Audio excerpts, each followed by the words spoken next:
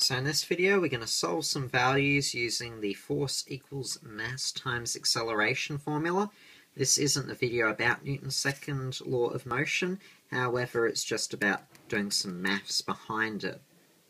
I will be doing a video about Newton's second law of motion a bit later on. But let's just have a look at this concept here. If we avoid the effects of air resistance, which I'll be going on later with a 10-minute video about terminal velocity, which you should check out. I'll upload it quite soon, sometime over the next week. But if you avoid air resistance, then acceleration, g, which is acceleration due to gravity, is basically 9.8 meters per second downwards. And therefore, based on this formula, we can see that objects with a greater mass will have a greater downwards force if we were to put them into free fall. However, we're going to have to look at the concept of air resistance a bit later as well. I'll also do a video about the difference between weight and mass. But let's say we had the following scenario. We have a net force on an object. Let's say, for the purpose of this, I don't know, perhaps say a tennis ball or a small ping pong ball. Probably a small ping pong ball would be better. But that's the force that we have. And I'll be going over net force again with the terminal velocity video that I aim to do in the future. But just a moment, let's say we had a net force of 0.049 newtons. Just remember that force is always measured in newtons, named after Sir Isaac Newton. And let's say that it had a 14.7 meters per second velocity achieved for acceleration after a time of 6 seconds. So if we were to do force equals mass times acceleration, and we have a few vector quantities there, if you've watched that video that I did earlier, we're basically looking at something like this.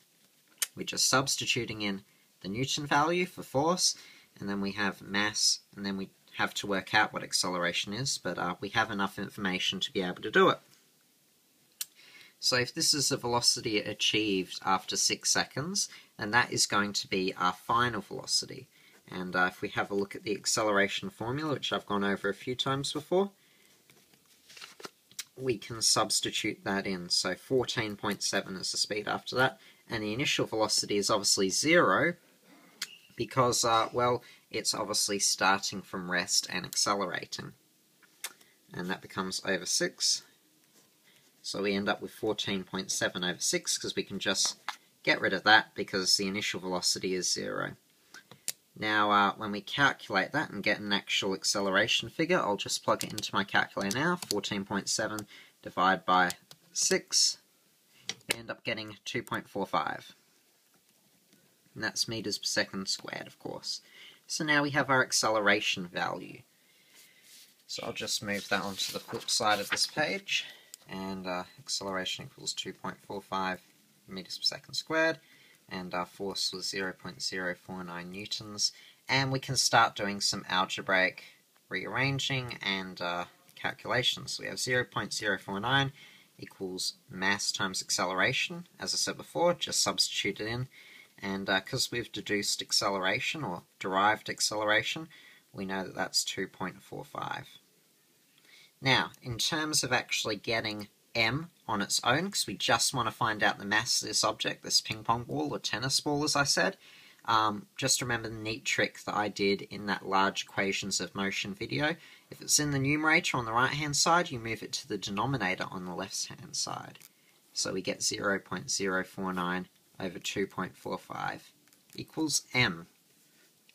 And to derive this, of course, a calculator, we type in 0.049 and we divide it by 2.45, and we end up with an answer of m equals 0.02.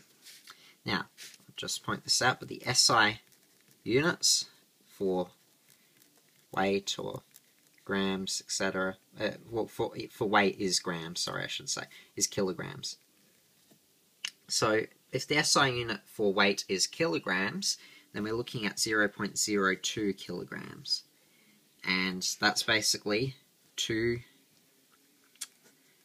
hundredths or 20 thousandths So therefore, we know because there are 1,000 kilograms, 100,000 grams in a kilogram, it must be 20 grams the weight of this object. But what we do is we represent it as being 2, and our significant figures for this are 2, because we knew that it was 6.0 seconds, so we're able to go to 2.0 times 10 to the, and we just need to work out the decimal places, so we have basically that there. We go back 1, 2, -2 kilograms, which in brackets is 20 grams. That's how we'd write mass in significant figures, because if we just have a look at the original question here, we had the original time in 6.0, so 2 significant figures here, and we have 2 significant figures there, and we always need to express in SI units if we can help it. So 20 grams is a mass of the object if we were to have that much force applied to it, and if we were to calculate the acceleration via the final velocity and the time like we did so before. But there's just a brief video about using F equals ma and applying it mathematically, so I hope this video has helped, and I'll be doing quite a bit more with Newton's second law of motion soon, because I thoroughly enjoy the laws of motion. So thank you very much for listening.